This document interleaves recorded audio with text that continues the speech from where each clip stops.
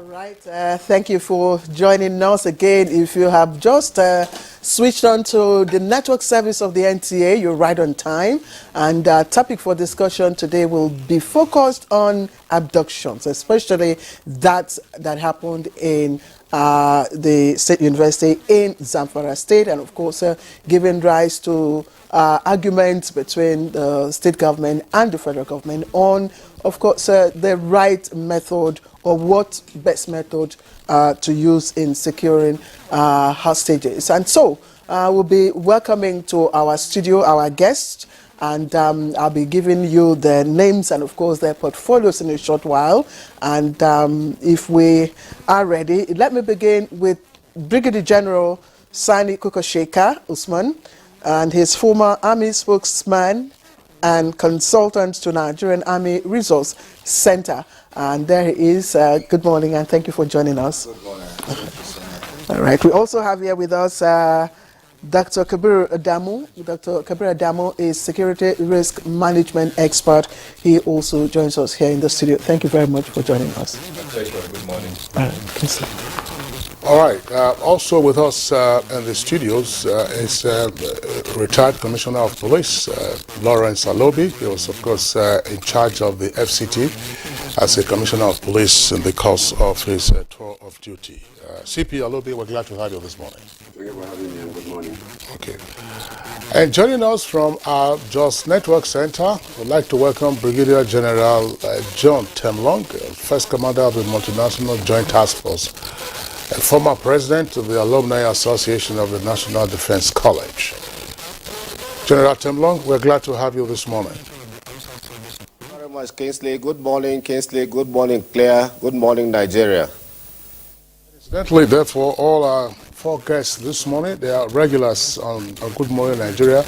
Especially, we'd like to thank Brigadier General Kukosheka Usman and Dr. Kabir Adamu, who are both returning to our studios for the second time this week. We had them on Monday when we focused on the renewed attacks on security personnel. Very interesting conversations and useful recommendations that came out of that conversation. But today, again, we are looking at another dimension to the security situation in the country, namely the spate of abductions in Zamfara and matters arising therefrom. So, first thing again, as always, is to try to place a context to all of this. It would appear that after a lull, we're getting back to the season of frequent stories about abductions.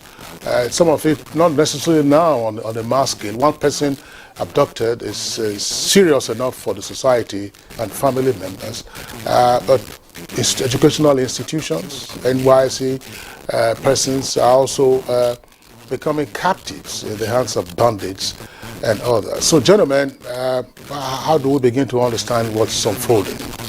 Dr. Kabir, as always, we'll begin with you. Thank you.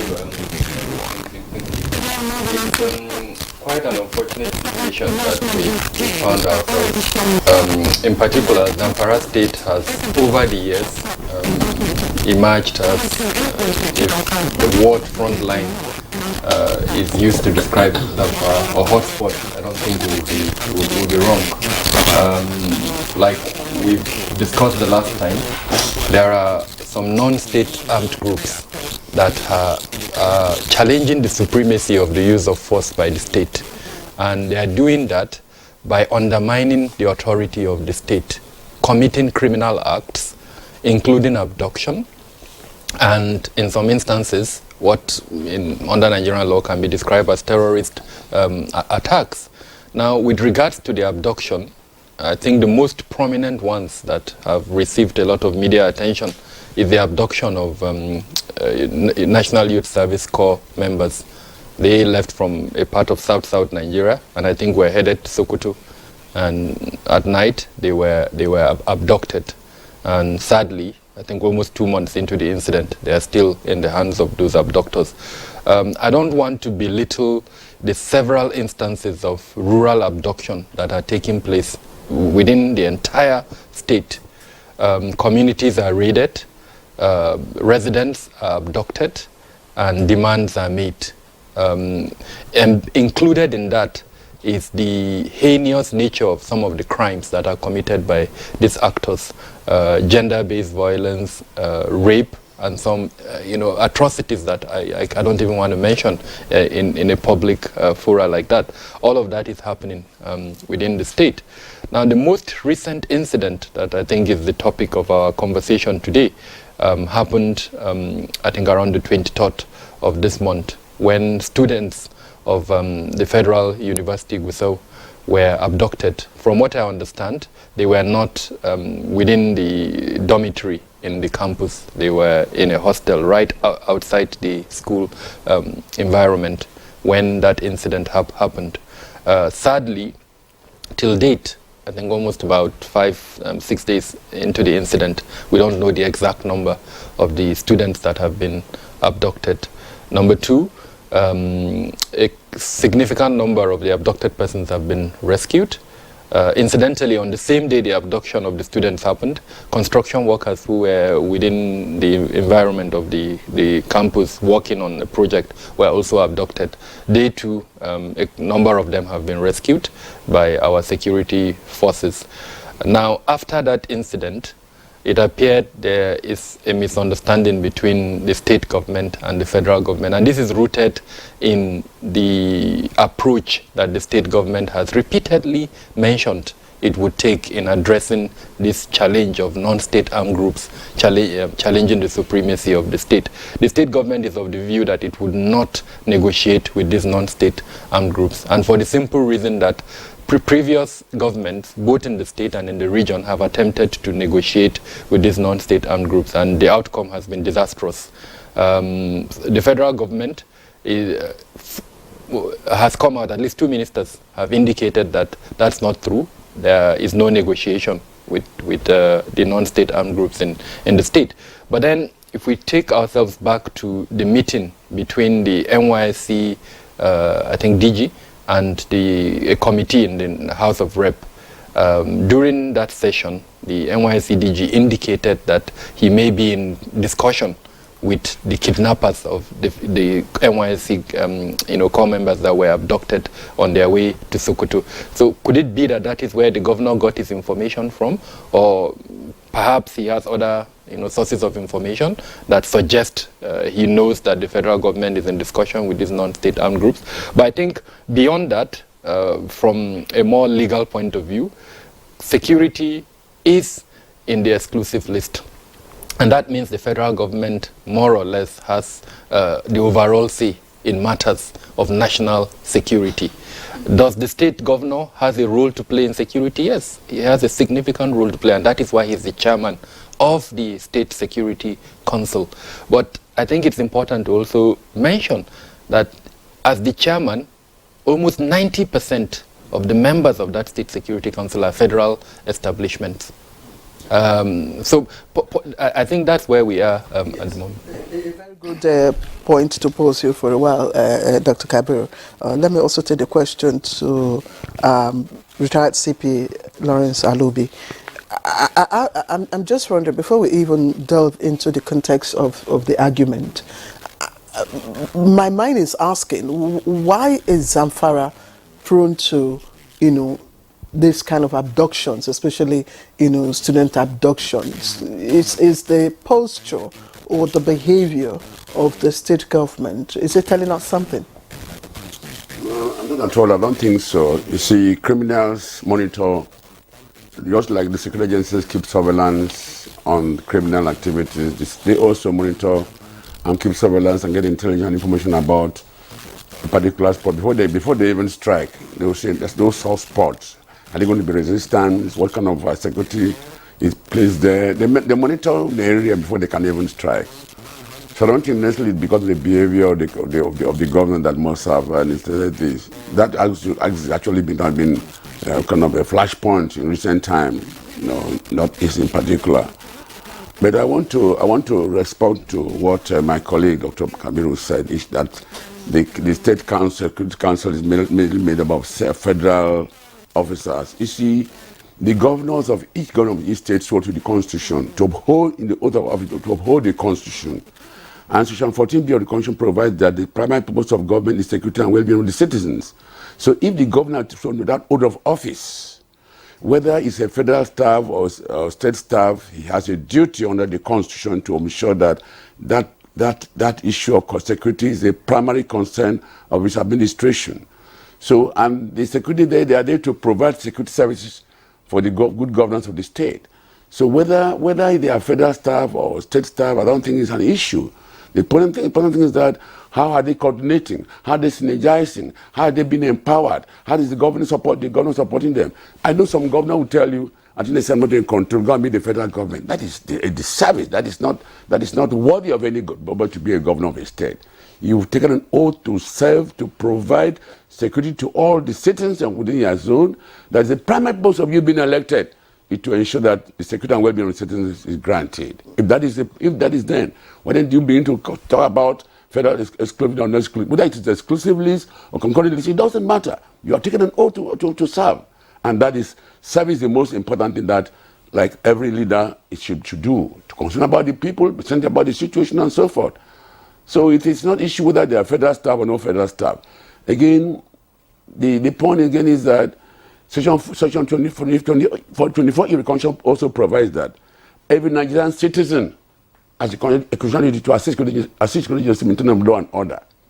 But most Nigerians in this country consider they my right. It's when there's a right, there's a corresponding obligation. Like Rossio in the social theory of social contract. The citizens have also to forfeit some of their rights to enable the government to protect the state.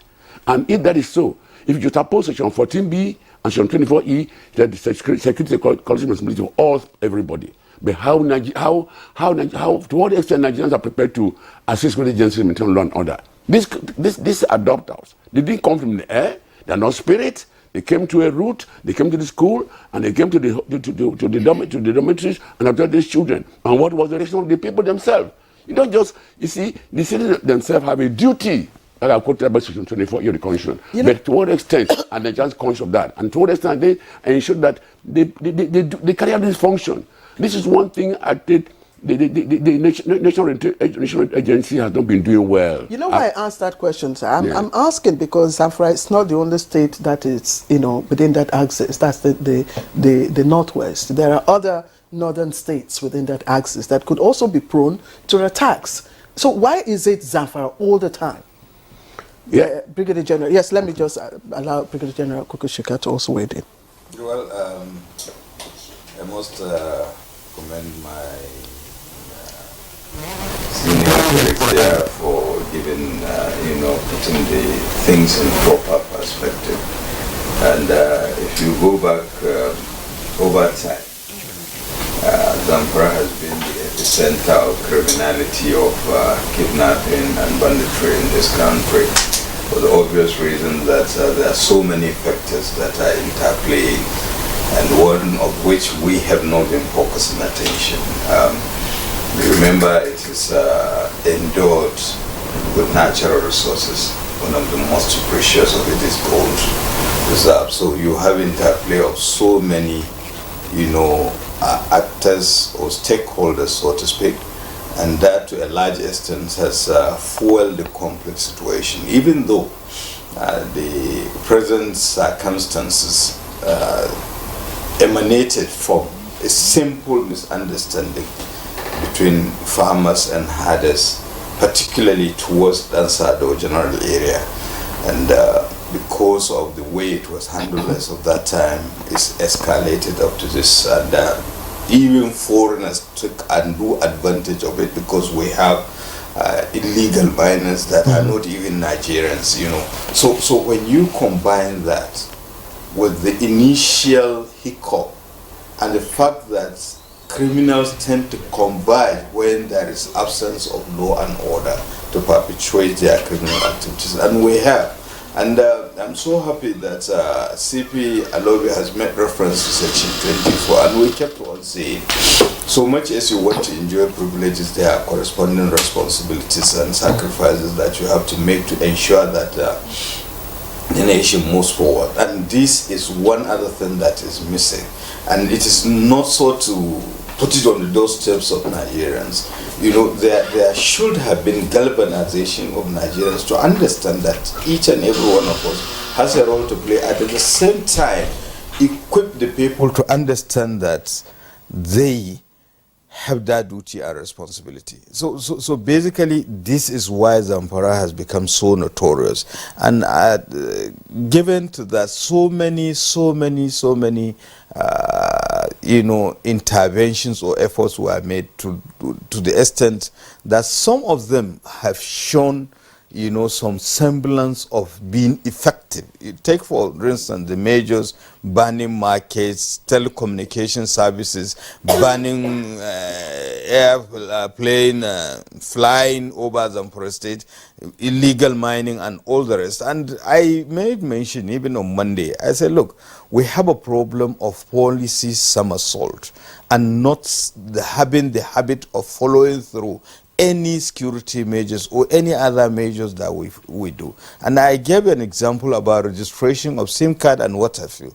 Now, to what extent are we doing that to, ensure that, we, only the rightful people and you can track things? And we made reference to the fact that up to now, nobody can say precisely how many people were abducted and all the rest. We have the records now of the people that have escaped and those who were rescued. But at least we ought to have a matching data that will enhance, using technology to do certain things. And the fact that again, this unholy relationship of joint local government accounts and lack of autonomy of the local government system, it is also compounding the problem. It is not just only in Zamfara State. The local government chairman, they are hamstrung. They cannot be able to deal with local security challenges or issues, especially that deals with socio-economic well-being of the society or the security. And Zamfara, with the combination of all these factors, and the fact that actually the focus over time wasn't right, and the synergy was even absent. You remember it was the same Zamfara State, the state chairman of the Security Council said that he has resigned. These are some of the factors that fuel, and naturally a divided house, usually people tend to take and do advantage of it. And unless we have a clear sense of direction where each and every one of those people, the stakeholders in this country, are on the same page in dealing with the security challenges, will continue to go in vicious cycle. And for instance, even, I'm sure we are quite aware of those people that are involved in illegal mining in that state. What is being done to them? Okay. So these are the issues. All right, General Kuka Usman, thank you very much for your intervention. Let's bring in General John Temlong. General John Temlong, it may very well be that in framing our conversation around the latest Zamfara abductions, we are dealing with symptoms. As Kuka Sheka has reminded us, look, under the administration of President Muhammadu Buhari, there was a no-fly zone that was imposed on Zamfara. There was also a ban on mining activities, legal or illegal. The news went viral. I'm not sure I read any news subsequently lifting the ban on mining activities in that location. Also in the past we were told that, Zamfara is riven by extreme partisan politics, and therefore what we were seeing in terms of abductions and reprisals and the reign of bandits was a manifestation of a supremacy context amongst the political gladiators in that state, where the electionary season is long over. It's time for governance, and yet these incidents are continuing. Just as Kabir Adamu was saying here, there are many other unreported cases. So how then do we, again, I'll throw this to you as an expert, to say, look, can we have a better understanding of probably what is happening in Zamfara? And therefore, before we begin to talk about, so look, what to deal with, how to deal with it, and then avoid the many symptoms that are showing themselves up in terms of abductions of either students or NYC members and hapless farmers in villages. Thank you very much, Kingsley. And to add to what my colleagues there in the studio have said, part of the problem of this country is that we believe that when you elect somebody or somebody is sworn in as a governor of a state or a local government chairman or even the president as it is, he completely knows what he is doing. Now, you carry somebody probably who has never been in governance, who does not even know statecraft, and then you come and put him in the government house and tell him that he is the governor of a state, and by the oath of office that he has sworn to, he's the chief security officer of that state. He doesn't even know the responsibilities or how he fits into the national security architecture. Like CP Alobe and Kabiru rightly pointed out, all the people he's dealing with there are federal agents who are trained. But he hasn't got his own national security staff that are trained in his state, who have grown up like the national security staff at the national level, from the lawyers up to director of security, who have interacted and probably had the benefit of going to NIPS or going to some of these security courses and the rest. He doesn't have that. Now, he gets there and sits down and starts talking without even recourse to the federal government, and which we know it is the responsibility of the federal government to provide security for him. Right now, who are the ones who rescued those abducted people, or the few that are rescued, is the military. And those are federal organs. So there must be synergy between the state and the federal. And for that synergy to be there, there has to be some sort of capacity building for them to know. Right back in 2001, when we were at the National War College, that was then, there's the National Defense College then, our recommendation to government was that all elected people coming in should undergo some capacity building either at the National Defense College now and NIPS on the national security system and national security decision taking process. Because you have to know who you are dealing with, what you have, the capabilities and capacities that you have in ground before you start coughing out some, I will not do this, we will deal with them, we will deal with them. You are not, you are a civil governor, a civilian governor, for goodness sake. Who do you want to deal with? The whole thing is that you are supposed to provide even the soft power component to these things. And what has happened again, Kingsley, again, is what we have been saying here, is that the citizens, we say everybody, security is everybody's business. The citizens themselves are not educated on how they are to fit into the national security system. What are their roles in security of the nation? What are their roles when it comes to defense of the nation? You have to teach them. Because what is our accountability process? Right now, you don't know how many people have been abducted. It shows that we don't even have accountability to ourselves. But even in that hostel itself, there is no accountability. Even though it's outside this thing, there should be accountability. Look, how many of us are here? Who is here? Who is my neighbor? Have I seen my neighbor today? Have I seen him? If you have not seen your neighbor, have you taken care to check about him? Have we reported that I have not seen my neighbor for this thing? By now, those numbers should have been known, and even with their names. So it goes, the whole thing right down is that there are a lot of assumptions of a state, of a nation in this country. And these assumptions are what is killing the whole system.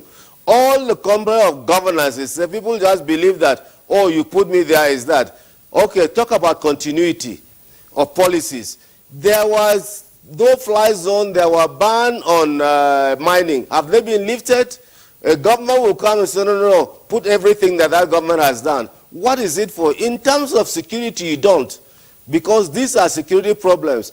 And I gave the example in one of our papers that we sent to government. I said, look, when Barack Obama took over as the president of America, America was at war. When he changed his national security system staff, he left Gates, Secretary of Defense, for about 18 months before he brought in his own Secretary of Defense, because there has to be continuity.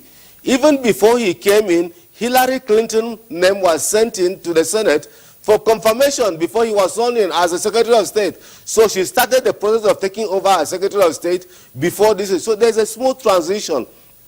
In our own case, once a governor comes, he shifts everybody out of that place and say, oh, it's a PDP government now. Oh, they were APC. Everybody is an enemy. You bring in your own sycophants who have no knowledge or nothing at all about the national security system. And I want to thank General Kukasheka for bringing that point. We have been stating it here. Unless until, and we said it during the national conference, unless until the local governments are allowed to operate, if they are not allowed to operate, we will continue to have this security conundrum that we are facing up till now. The state government use the money of local government as their own this thing, and they don't even operate. And security starts at the local government level. So when you are talking about accountability, it should start even from the communities, from families. But we don't have that. People walk into our communities, roam into our families, stay there. They went in, they recce that area where those boys were staying, the students were staying, found out the level of security around that area, the more vulnerable period that they don't have anybody, and they struck at that time and want to claim this thing. People saw them coming in, and nobody dared to ask or even report, look, we have seen some strange people moving there. And who are their collaborators? Even when they ask for this money, they get it. They don't spend the money in the bush. Money is spent in the towns. Money is spent in hotels. Money is spent in all these places. We look at them. Who are those people who are behind these things? Unless we stop politicizing security, we stop politicizing crime, we will not get out of this conundrum. We must call a spade by its name, and we will start dealing with criminals, no matter how they place. In fact, we will talk about the political angle later on as we go on, because politicians themselves have a very serious role. And unless they purge themselves of contempt, they purge themselves of the way they use people to get onto political power, the way they get to there, we will not get anywhere. I'll stop here for the time being. Thank you, Kingsley. All right, General Temlong, thank you for the points that you have raised. I'll just bring the conversation back to the studio and to Dr. Kabir. I'm just wondering, we've been, emphasizing the use of non-kinetic approach as against kinetic approach in, resolving some of these issues, especially in the secure of hostages. And the first question I'd like to ask you, just as Brigadier Kukasheka, hinted earlier on, does the state government actually know, or have a clear sense of understanding of what he has at the moment? And why should approach of securing hostages matter? Why should it be a source of contention? To the first part of your question, does the state governor have an awareness of his responsibility vis-a-vis public security, quote and unquote? I want to assume he does. He took an oath by the Constitution, like former CP mentioned. And I'm also aware, as part of the transition process, the Nigerian Governors Forum did organize a retreat, and a critical component of that retreat contained public security component. If I remember, they spent 2 or 3 days, and 1 day out of that was on public security.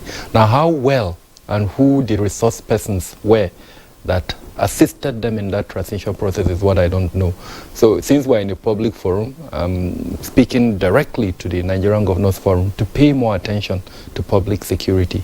Under the immediate past chairman of the Governors Forum, and that's the Ekiti State, the former Ekiti State Governor Fahimi, he did extensively well. If I remember well, he did go as far as signing an agreement with an international body, and they created, there was a platform that they created, and that was because he has academic knowledge on public security, if I remember well, a PhD actually on a field of security.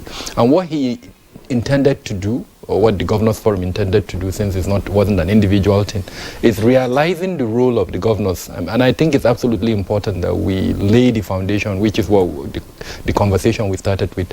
Security is in the exclusive list. And that's significant. Why is it significant? That is what the Constitution says. In terms of practice, yes, we can discuss some anomalies that exist here and there. But what they tried to do is to increase the intelligence collection capabilities by the state government. In other words, if the governors do not have control or access over the kinetic component of public security, all the various agencies that are involved in law enforcement. Now, what can they do better is to increase their ability to gather, collect, and analyze intelligence. So I'm not sure how far the forum has gone in the implementation of that, but suffice to say that it is assumed, with all of this thing that I've mentioned, that any person who is holding a governorship position at the moment understands the weight of the responsibility on him in public security. But clearly, from what we have seen in the immediate last administration and this current one, there are gaps that need to be filled. So I align 100% with the statement by General Tenglong. There is a need for better synergy between the governors and the federal government, so that they understand that public security is a responsibility for all. It's not something that the federal government will do or the state government will do. It's a whole of society thing.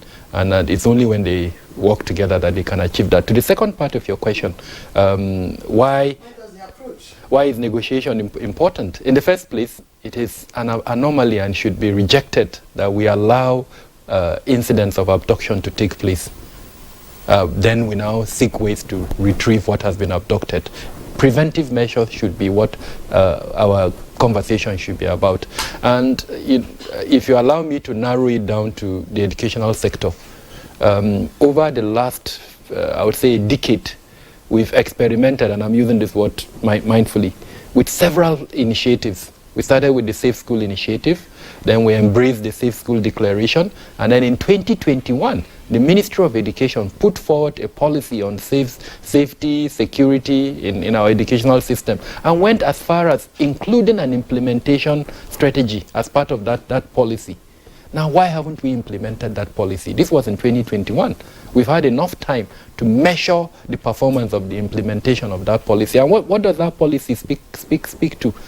Physical security, something as simple as perimeter fencing around our schools.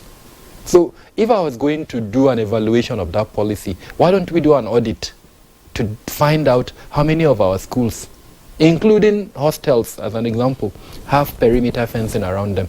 Now, the importance of that is, if you know your vulnerability, because just like we've agreed here, the enemy is also watching you. The enemy is assessing those vulnerabilities, and it is those vulnerabilities that the enemy will use to take advantage and carry out a criminal action or activity. So if what we call red teaming in security, if we can do that ourselves, identify those vulnerabilities, and we don't need to wait for government. As a parent, if I'm taking my daughter, my son to a school, why don't I ask the critical question, what is the level of security posture in that school? If I notice there is no perimeter fencing, then except if I don't love that child, there is no reason why I should leave that child there. So I agree totally again with the statement by General Tenglong. Most of that responsibility lies with us as a people. If we put pressure on the right authority, whether the school administrator, the Minister of Education, as the case may be, or the governor, to do the right thing, then perhaps some of what we're seeing at the moment shouldn't be happening. But point I'm trying to make in direct response to your question, we shouldn't even allow the abduction to take place. It's when we put in place those preventive measures that would deny. Now, after the abduction has happened, we have no choice. We love, depending on who it is, our children, we love them. So we have to find a way for them to come back to us. And those ways are two. Either we rescue them with force, or we negotiate for their release. All right, Dr. Kabir Adamu, thank you very much. The point that General Tenglong raised about capacity building for some of the governors, which you also responded to.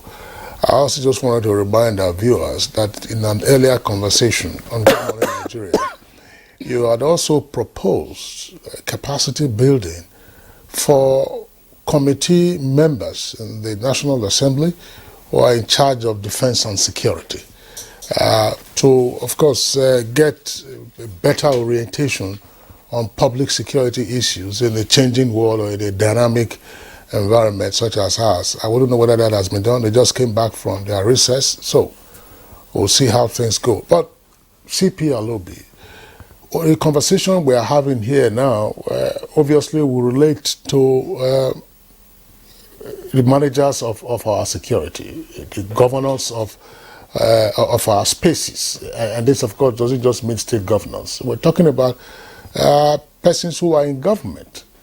Ordinary citizens cannot be having in their heads to resolve the calculus as to whether is it safe for me to go there, is it not safe, and so on and so forth. That becomes an additional burden. I mean, you just live in an environment where you probably will just become paranoid. In other words, a citizen wants to say, look, I want to go from here to point B, point A to point B. I hit the road. If there's an advisory because that route is endangered, then, of course, I take that advisory. But so what is necessary to be done so that citizens can, bottom line, go about their normal activities without the overhang of fear about being abducted, whether on the farm, on the school premises, or on their way to work?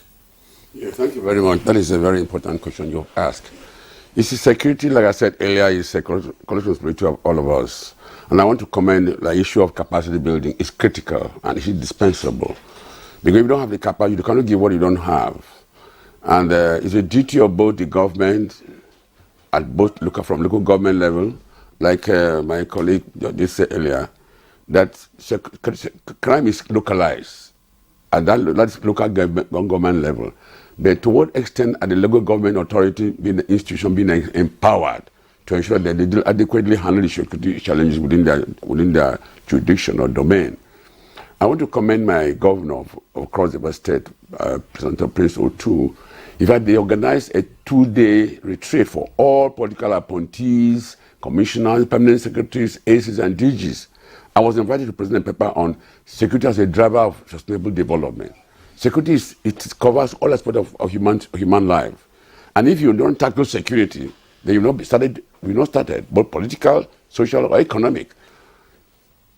Most governors go there; they think security is just the word security. They are not important. Without security, there will be no governance, there will be no political stability, there will be no economic development. So the point again is, like I said earlier, the government has a duty to educate, to enlighten the students, the citizens. National orientations ought to have a duty, but these institutions have not been empowered, they don't do anything, they're not even being heard.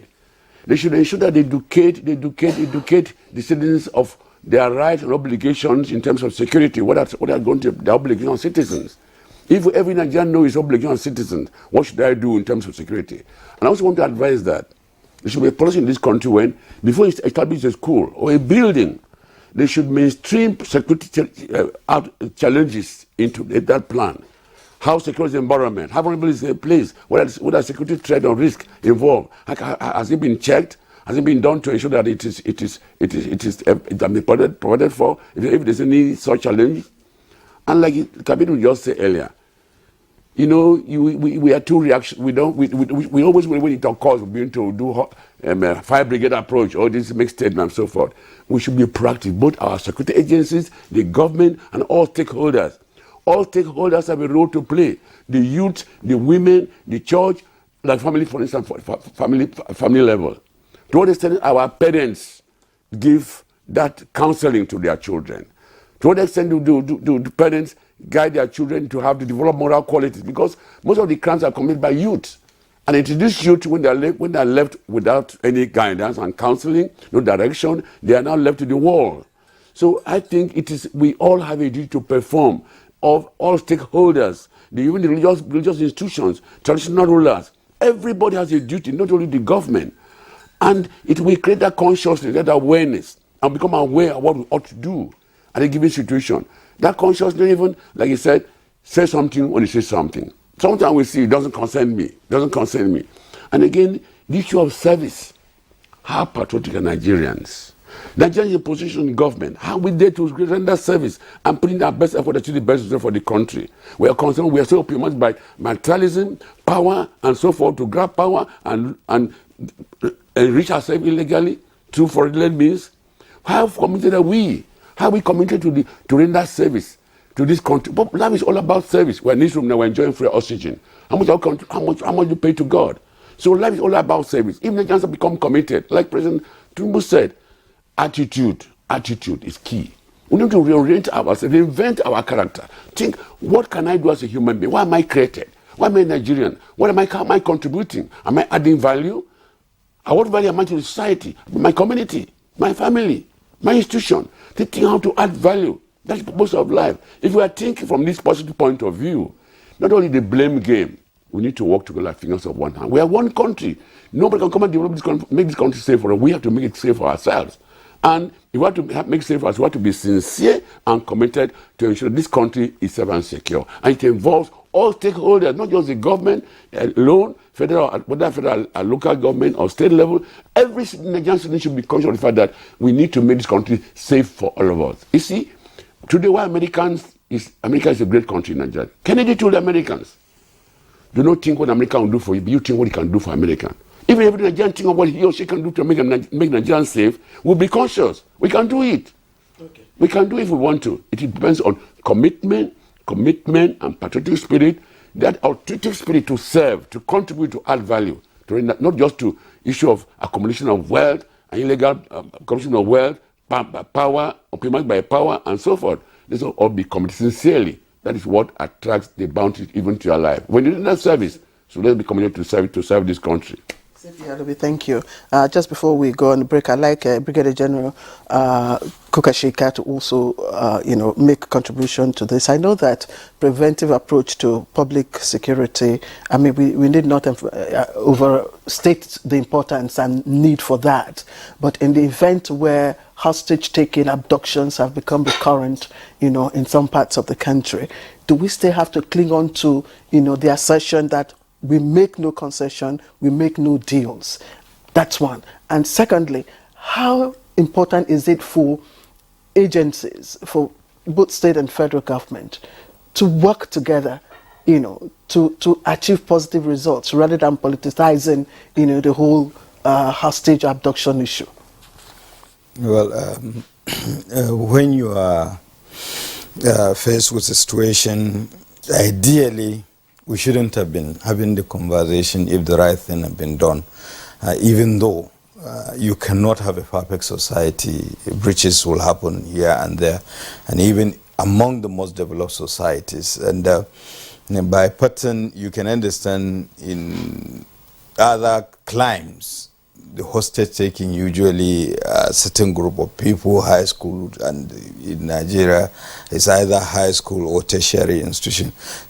Excuse me, for the obvious reasons that they don't want to take kindergarten and primary school because maintenance and all the rest of the things, simply because of the fact that, naturally, Nigerians are very, very compassionate. And when you are faced with a reality, your loved one is in the hands of criminals, someone that is so dear to you, now having known the likelihood of the heinous crime to be committed against, in fact, in the first place, abduction in itself is more than enough, because infringing on your freedom, on your rights, and typical example, the GSM phenomenon has not been up to 25 years in this country or thereabout. But I can bet you, if for whatever reason you forgot your phone, all hell will be let loose, talk less of somebody preventing you from, doing things. So we can understand the circumstances. And the issue is that you have to, and I'm so happy that you're talking about the issue of kinetic and non-kinetic. When you are faced with their situation, you explore every option. Ideally, just like Dr. Kabiru has said, there were two things. you either extract them by force or you negotiate. But I think there is one other option, which in most instances, even in the present circumstances, we even had it with Chibok girls, some of them escaped. So, to what extent, and goes back to what the CP was saying about security education, empowering people so that they can, at their own level, be able to fend for themselves, even though they are dealing with criminal elements that are under, in most instances, influence of, drugs and what have you. And the fact that they are hardened criminals, killing people, will not mean anything to them. So you combine those things, you have to, what do you call it? Balance between the two. We have had instances like in the previous administration, the Chief of Defense Staff Action Committee that negotiated for the release of 23 unconditionally. Then, of course, even the present instances, the security forces were able to, rescue others. And apart from that, they were even able. Now, currently, the things that are ongoing, they are able to even make arrests, and people are making, they are helping them, with information that will lead to, further, efforts. So basically, it's a balancing of two. But the most important thing is to do everything possible to extricate them. When we have had instances, collaborative efforts with other foreign countries when abduction took place, even in Niger Republic, and they brought the victim to Nigeria, there was collaborative effort to rescue the person. So basically, it is very important to do that. But most importantly, I think prevention is the best thing, the best way to go. And going back to the issue of educational system, now auditing and all the rest, we have had instances. I had the privilege of presenting a paper, framework for protecting schools at the Institute for Peace and Conflict Resolution. And we look at the best practices. We look at, and I made reference to the issue of the policy somersault. We have had instances, we have the best laid plans, but they are not being implemented to the fullest. And the institutions are not even working to the extent that when you take the audit of most of these schools, they are supposed to even be closed. For simple security reasons, talk less of, what sort of,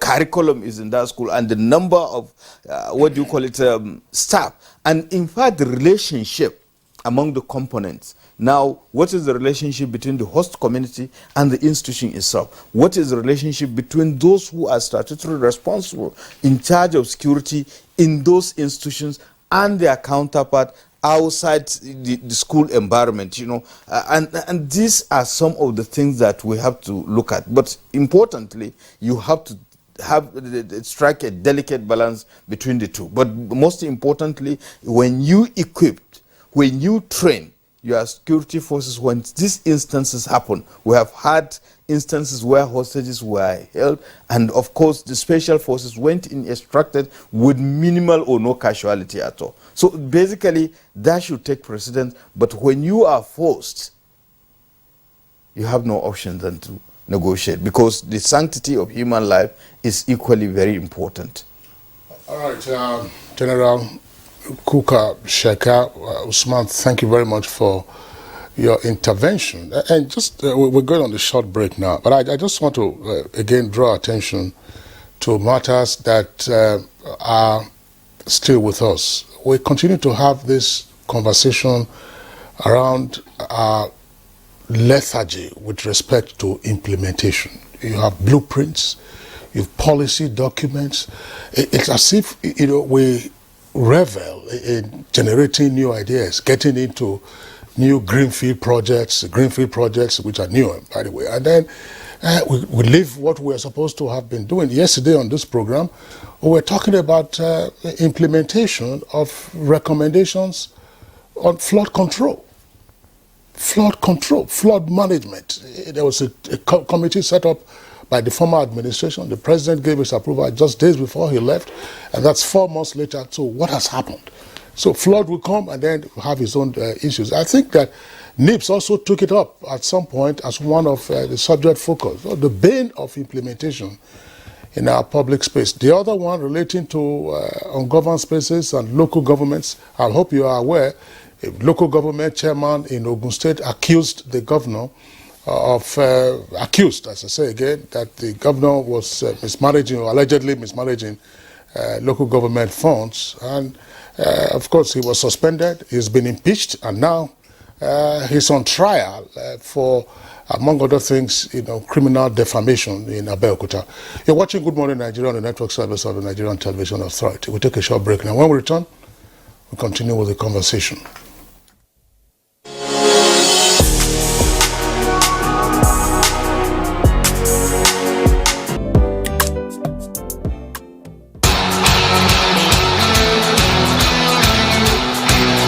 With the assistant Daron Colmaines, and now Longman, and now it's Chiesa's effort, Vlahovic to give Juventus a 2-goal lead. Dusan Vlahovic this time does equalise. Sportybet sponsors coverage of the Italian Serie A. All right, you're welcome back, and it's still Good Morning Nigeria on the network service of the Nigerian Television Authority. Let's return to General Temlong in our Just Network Center. General Temlong, I'd like you to drill into an aspect that you hinted at earlier, namely the political dimension to aspects of our insecurity, a particular reference now to abductions, which will also lead us, and I think you can make a comment on that, namely, how do we get a consensus on security issues without politicizing the issue and making reference to the incompetence of incumbent administrations, whether 10 years ago or now? How do we get that consensus to recognize that, look, insecurity, threat of insecurity doesn't pick and choose, whom to play havoc with? So how do we get our political class, as it were, to begin to recognize these matters and know that we're all in the same boat? Thank you very much, Kingsley. I think that's the crux of the matter, that you see, when people are in office, they forget where they are coming from. They only think of today, and they forget where they are going to after they leave office. Now, you see, the whole thing about political dimension in Nigeria is the way we have so make politics itself a high-value thing in this country, that it becomes a do-or-die affair. Something to the extent that you have criminals sometimes sponsoring criminals to be in position of authority. And so when they go there, they have to protect that turf. And who do they use? Some of these bandits that you see here, and I said it, and I want people to disprove me, that during the electioneering campaigns, the level of kidnapping and armed robbery suddenly dropped, and bandits attack dropped, because the foot soldiers were the ones who are following the politicians on campaigns, and they were getting stipends, they were enjoying the fruit of this thing. There was an interesting case in Nasarawa. One of the people who was tormenting people on that Akwanga Kefi Road were going along with the the electioneering campaigns, their team. He was buying bread 1 or 2 places here without buying them in bulk for people not to suspect him, for those he had kidnapped. So he was feeding them until when he was arrested, that everybody started saying, you mean this chap who was coming along with us, going around, sitting down in front of us, moving here and there, was a ringleader of a kidnapped gang? Yes, because he had been employed. So there's a nexus again between unemployment and criminality.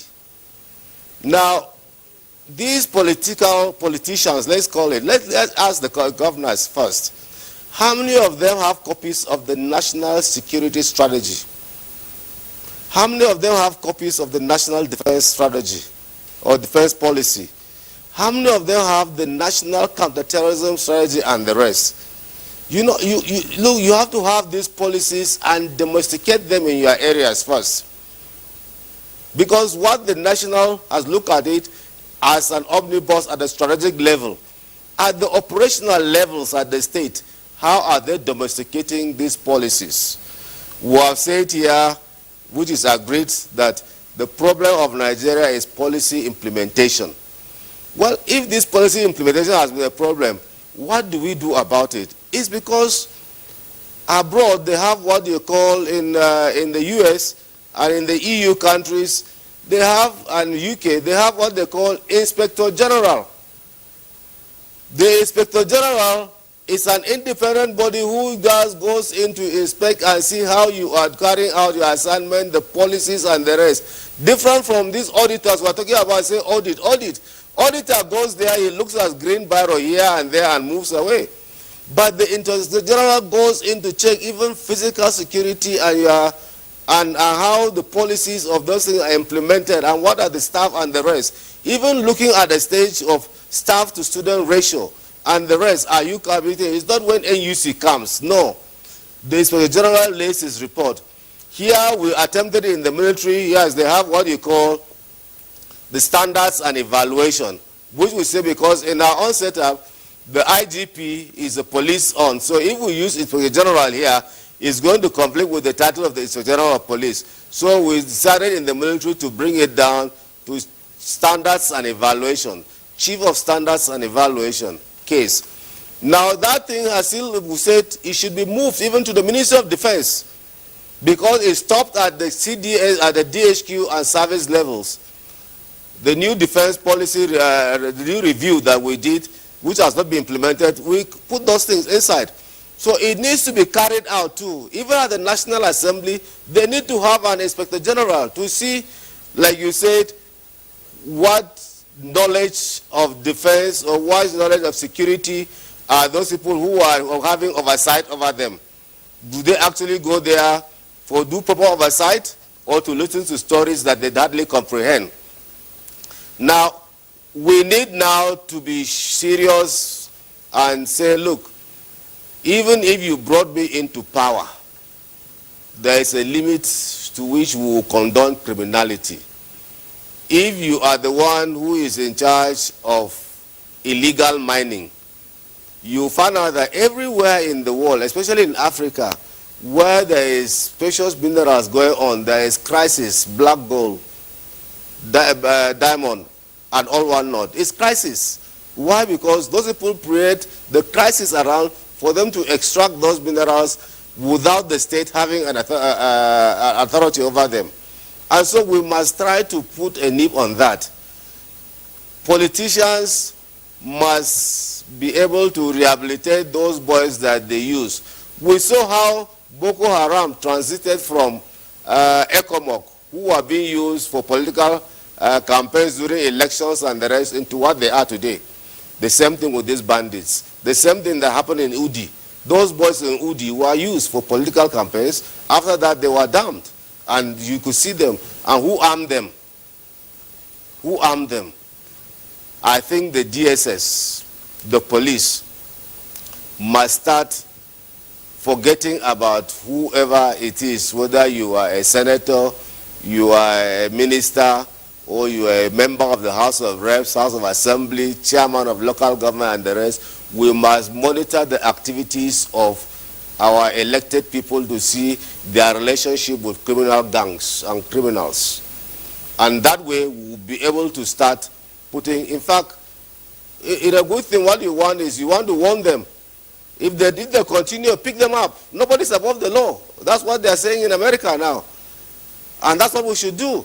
If not so, these people are hiding under these so-called highly placed people to create, in fact, they are a government of their own in their localities. And that's why we say the local government must function. You go to a local government, you find out that the boys of one senator, the boys of one member, the boys of one House Assembly member, the boys of one councillor are a law unto themselves because nobody talks to them. They are beyond this thing. I think we must start calling a spade by its name.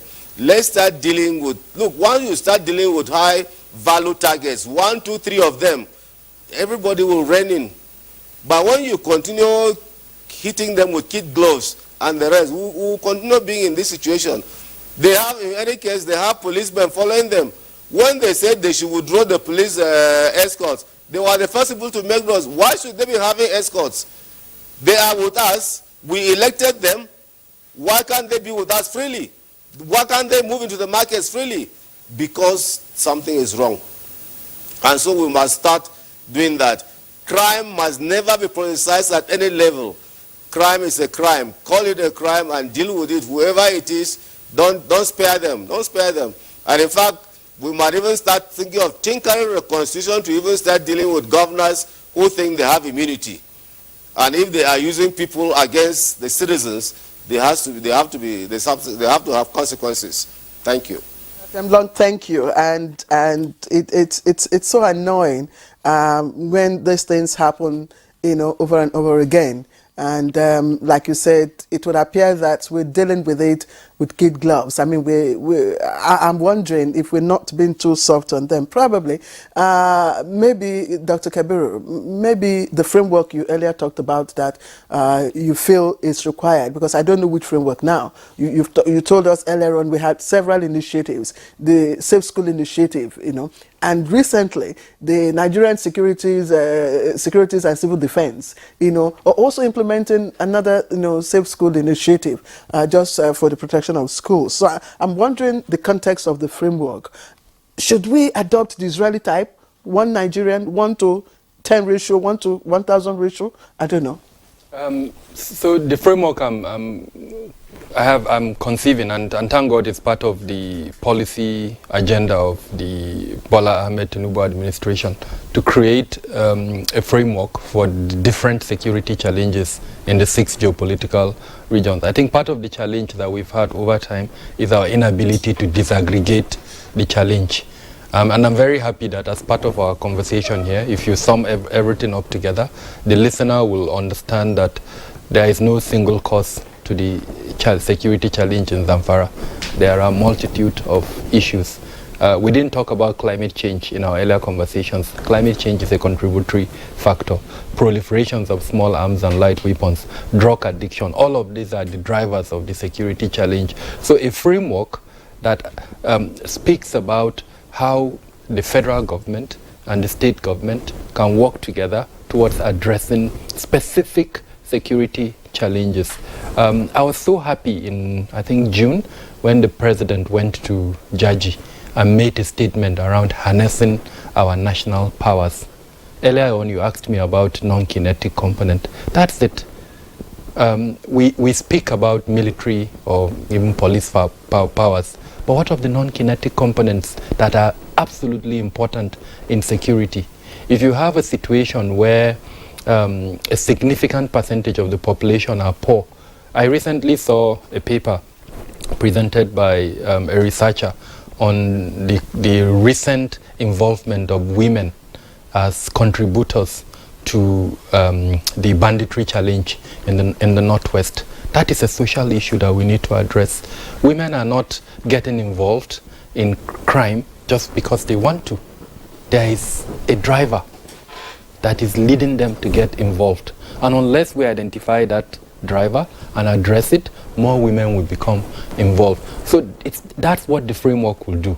The framework will provide the basis for addressing those challenges. Now, I hear Kingsley very well when he expresses his frustration that over time we've had policies, we've got frameworks, we've got strategies that are not being implemented.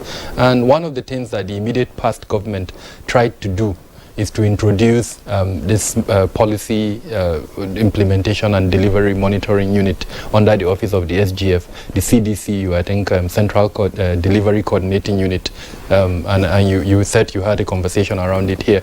So we're hoping that that unit can be advanced further into an instrument of government, perhaps in synergy with the Budget and Planning Ministry, so that we have a system for ensuring compliance and implementation of policies. We have, Nigeria probably has one of the best policy, formulation strategy, as it were, in the world. But then it stops at that. We produce them, we put them on the shelf, they gather dust, but they are not implemented. And I think that one of the best ways to address them is to ensure that instruments of government work together in synergy with our involvement as citizens and civil society organizations to ensure that they are implemented fully.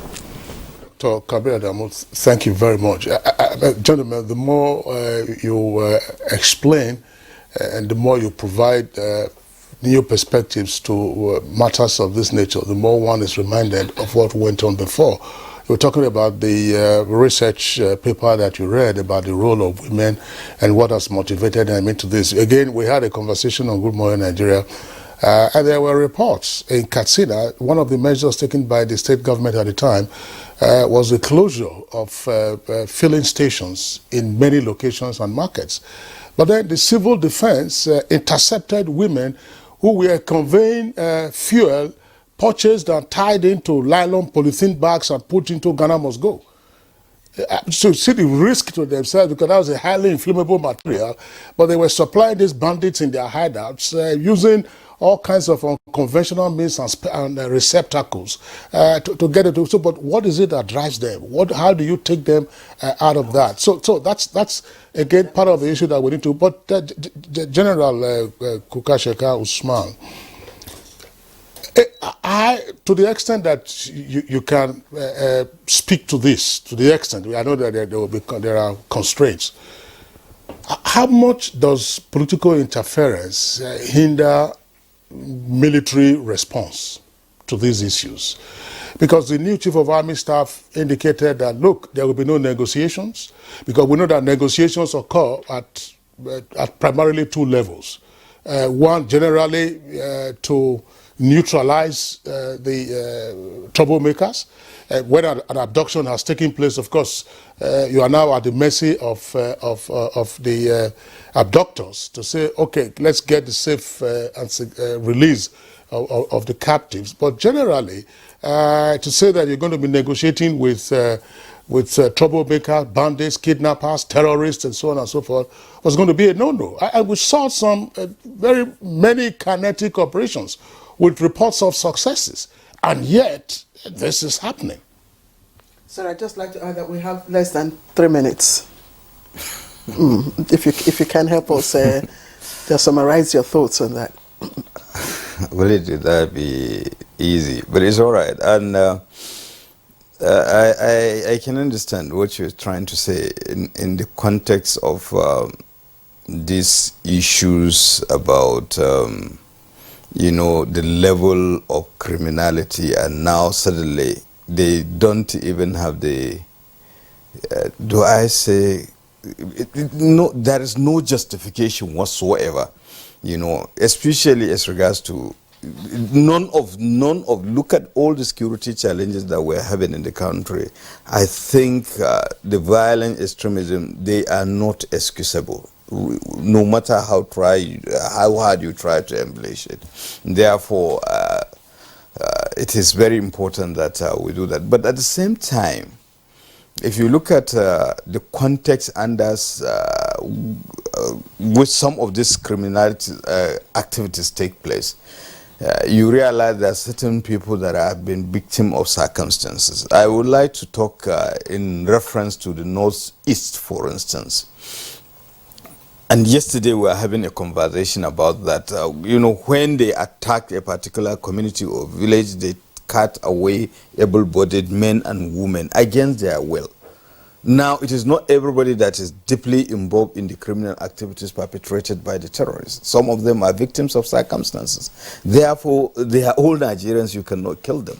So you have to find a way of ensuring that justice is done, and at the same time, the victims, justice not only to the victims, but also even the perpetrators of the crime, because we operate a democratic form of government where rule of law take precedent above anything else. So invariably, that is how you look at it. But it is very, very difficult, to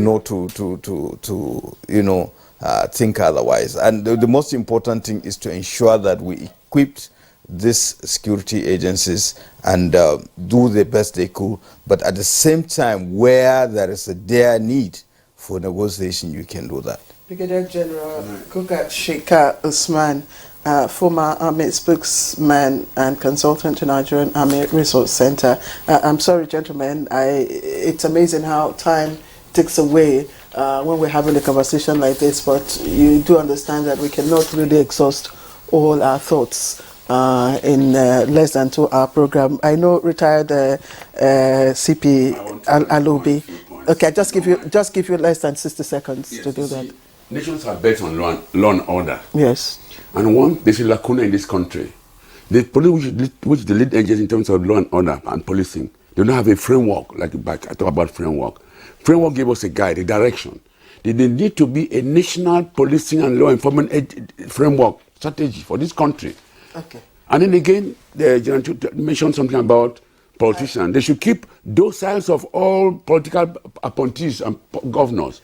The SSS and the police should adopt that system. Those sorts of everybody. Okay. And then over time, they review and invite them. Look at what about you. Retired CP, I'm sorry, I've been magnanimous enough to give you that. Thank you. Retired CP Lawrence Alubi, former Commissioner of Police, FCT Police Command, and Dr. Kabiru Ademo, who is a security risk management expert. I'd like to thank all of you. General John Temlong, who joined us from my Jos studio, first commander of Multinational Joint Task Force and former president of Alumni Association of National Defense College and Security Consultant. Gentlemen, we always appreciate all your points, and I do hope that the relevant authorities that are mandated to provide public security are listening and are taking notes. Thank you very much, gentlemen. Thank you. All right, let's quickly join our sports desk for the latest in the world of sports.